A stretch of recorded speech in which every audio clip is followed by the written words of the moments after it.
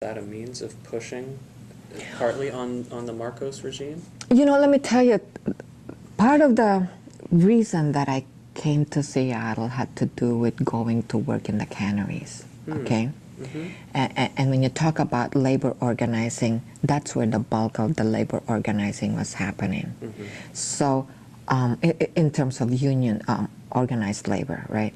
So the cannery workers union was a hotbed of Filipinos. They would hire Filipinos on a temporary basis, come to the Philippines, come to the United States and work in the canneries in Alaska for like 6 months to 9 months.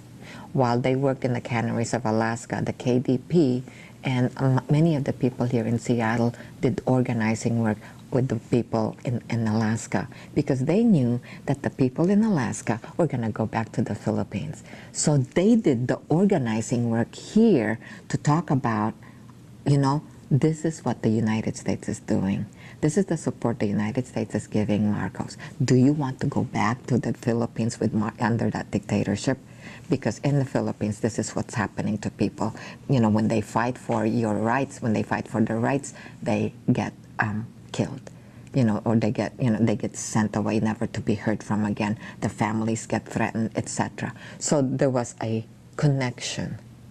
So the organizing work in Alaska, and part of the reason that I'm in Seattle is because of the organizing work that was happening in Alaska at the time.